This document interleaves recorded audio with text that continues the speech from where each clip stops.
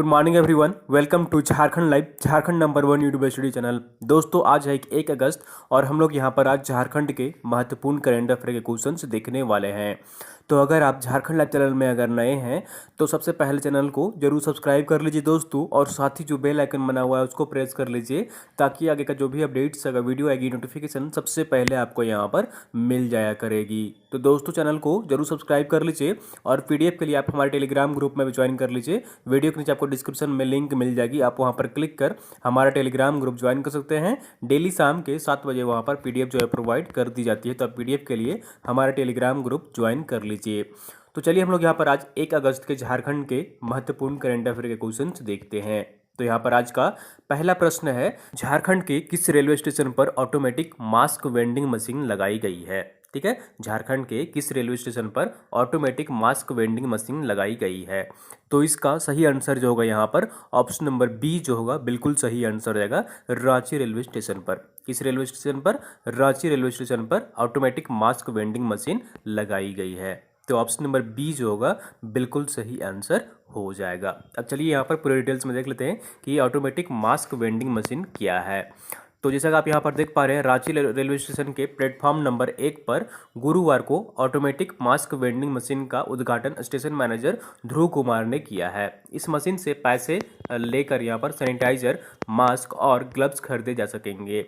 Mask की न्यूनतम जो कीमत रखी गई है वो 10 रुपये रखी गई है। 50 मिलीलीटर सैनिटाइजर की प्राइस जो रखी गई है वो 100 रुपये रखी गई है, और ग्लव्स का जो प्राइस रखा गया है वो 20 रुपये रखा गया है इस ऑटोमेटिक वेंडिंग मशीन में। ठीक है, तो रांची रेलवे स्टेशन पर ऑटोमेटिक मास्क वेंडिंग मशीन यहाँ पर लगाई गई है। अब यहाँ पर रांची रेलवे स्टेशन आया है तो इसके बारे में यहाँ पर देख लीजिए फैक्ट्स यहाँ पर कुछ। तो ये किस जोन में आता है? साउथ ईस्टर्न रेलवे जोन में आता है ये, और यहाँ पर जो है इसे हिंदी में कह सकते हैं आप दक्षिण पूर्व रेलवे, और डिवीजन जो है ये रांची डिवीजन के अंतर्गत आता है रांची स्टेशन, और स्टेशन कोड जो है रांची का वो RNC है। और इसकी स्थापना कब की गई थी? तो 1907 ईस्वी में की गई थी, और ये जो अस्तित्व में कब आया था? जब रांची पुरुलिया रोड ये कंस्ट्रक्शन जब पहली बार किया गया था 1907 ईस्वी में। ठीक है, तो इतनी फैक्ट्स जो है यहाँ पर रांची स्टेशन के बारे में याद रखिएगा। चलिए अगले प्रश्न की ओर चलते हैं, और अगला प्रश्न है यहाँ पर, पहली बार झारखंड राज्य को कोल इंडिया ने जमीन के एवज में कितनी राशि दी है। ठीक है, जमीन मुआवजा जो दी जाती है उसके लिए यहाँ पर कितनी राशि कोल इंडिया ने राज्य सरकार को प्रदान की है। तो इसका सही आंसर जो होगा यहाँ पर ऑप्शन नंबर डी जो होगा बिल्कुल सही आंसर रहेगा। 250 करोड़ रुपए राशि प्रदान की है। कितनी? 250 करोड़ रुपए कोल इंडिया ने प्रदान की है झारखंड राज्य सरकार को। तो ऑप्शन नंबर डी जो होगा बिल्कुल सही आंसर हो जाएगा। चलिए यहाँ पर पूरी डिटेल्स में देख लेते हैं। तो जैसा कि आप यहाँ पर देख पा रहे हैं, कोल इंडिया द्वारा कोयला खनन के लिए अधिग्रहित की गई जमीन के एवज में पहली बार राज्य सरकार को 250 करोड़ रुपए राशि भुगतान की है। राज्य सरकार ने इसके लिए 8,000 करोड़ रुपए की मांग की थी। पिछले दिनों राज्य सरकार ने कॉमर्शियल जो माइनिंग थी उसके अगेंस्ट में खिलाफ में हाईकोर्ट एवं सुप्रीम कोर्ट का भी दरवाजा खटखटाया था। तो यहाँ पर कोल इंडिया ने पहली बार 250 करोड़ रुपए भूमि के एवज में राशि प्रदान की है राज्य सरकार को, ताकि जो भूमि जो विस्थापन होती है यहाँ पर लोगों का विस्थापन होता है खनन के माध्यम से, तो उन लोगों को फिर से यहाँ पर जीवन यापन करने के लिए उनको मुआवजा दिया जा सके। ठीक है, तो इसलिए राज्य सरकार ने इसकी मांग की थी और कोल इंडिया ने 250 करोड़ रुपये राशि प्रदान की है फिलहाल। अब यहाँ पर कोल इंडिया आया है, तो कोल इंडिया का हेडक्वार्टर जो है वो कहाँ पर स्थित है? तो ये कोलकाता में स्थित है। कहाँ पर स्थित है? कोलकाता में स्थित है हेडक्वार्टर। इसकी स्थापना 1975 ईस्वी में की गई थी, 1975 में। और फिलहाल जो चेयरमैन और MD है वो है प्रमोद अग्रवाल है। कौन है? प्रमोद अग्रवाल है, जो कि फिलहाल कोल इंडिया के चेयरमैन और MD हैं।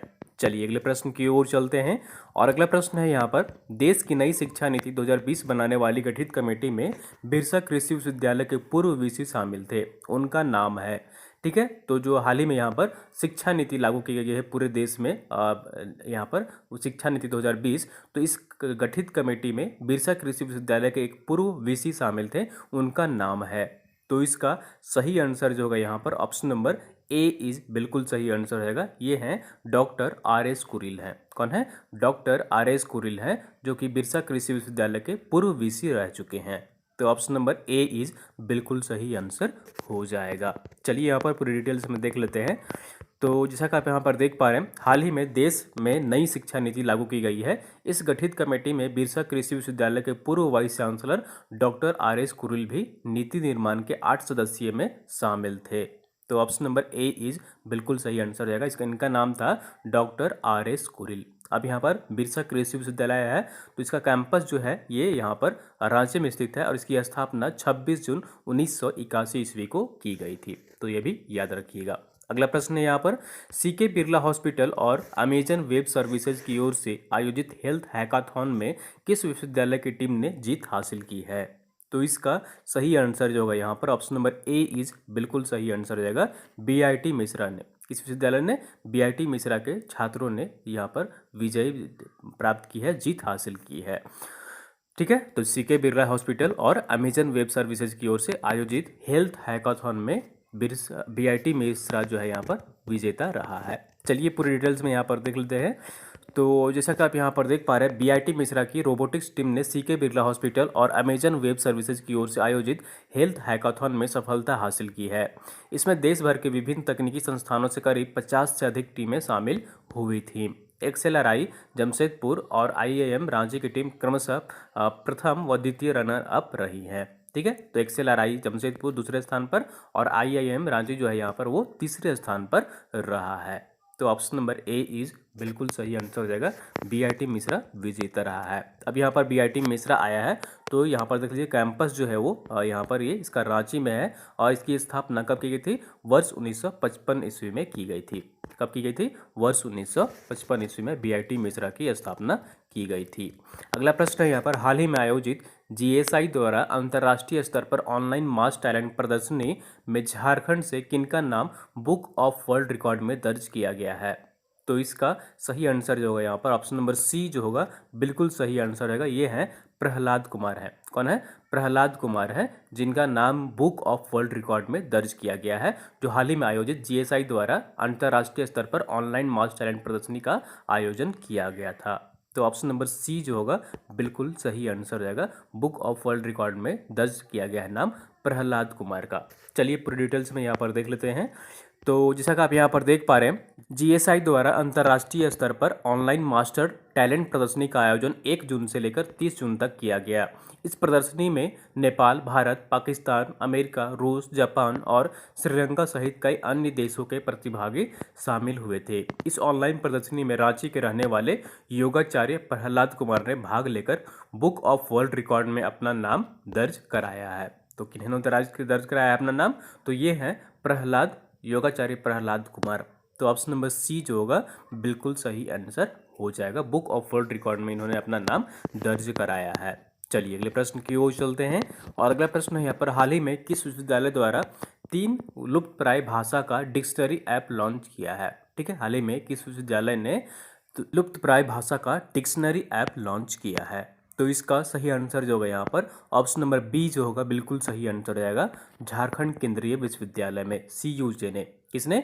CUJ ने एक यहाँ पर ऐप लॉन्च किया है जो कि लुप्तप्राय भाषा है झारखंड का, और इसे यहाँ पर डिक्शनरी ऐप के नाम से लॉन्च किया गया है। तो ऑप्शन नंबर बी इज बिल्कुल सही आंसर हो जाएगा। चलिए यहाँ पर देख लेते हैं कौन कौन सी ये भाषाएं हैं।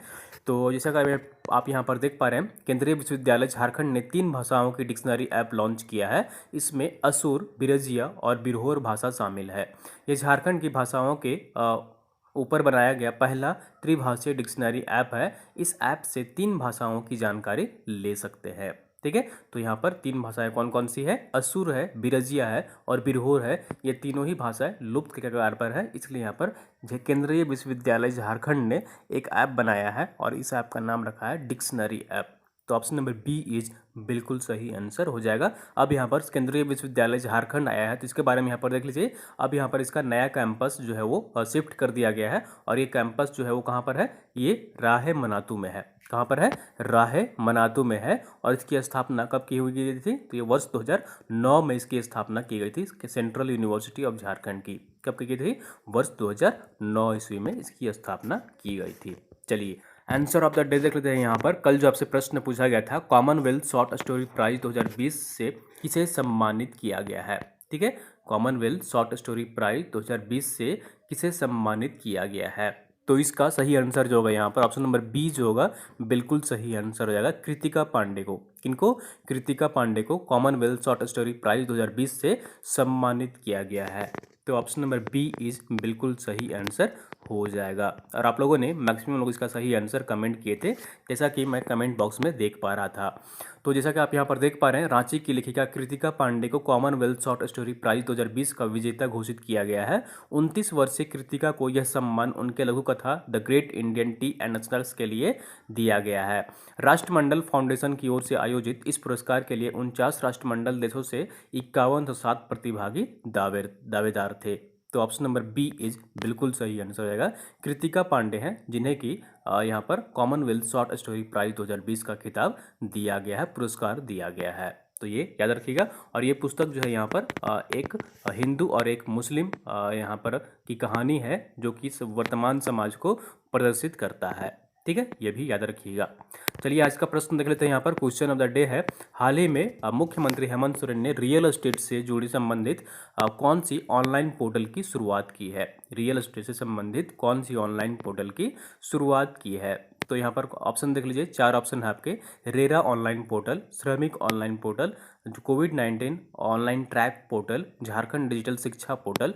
तो इन 4 ऑप्शन में से कौन सा सही आंसर होगा, ये कमेंट करके आपको यहाँ पर कमेंट बॉक्स में बताना है कि रियल एस्टेट से संबंधित कौन सी ऑनलाइन पोर्टल की शुरुआत मुख्यमंत्री हेमंत सोरेन द्वारा की गई है। तो कोशिश करिएगा इसका सही आंसर कमेंट करने की। ठीक है, तो दोस्तों ये थी यहाँ पर आज की झारखंड की महत्वपूर्ण करंट अफेयर क्वेश्चंस। उम्मीद करता हूँ आपको वीडियो पसंद आई होगी।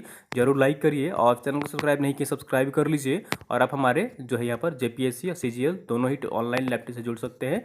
20 रुपये जेपीएससी के लिए, 10 रुपीज़ यहाँ पर सीजीएल के लिए भुगतान कर फ़ोन पे, गूगल पे, पेटीएम के माध्यम से भुगतान करेंगे इस नंबर पर और उसका स्क्रीनशॉट पे कर इस नंबर पर व्हाट्सअप करेंगे उसका स्क्रीनशॉट। तो आप यहाँ पर ऑनलाइन लैब टेस्ट से जुड़ सकते हैं।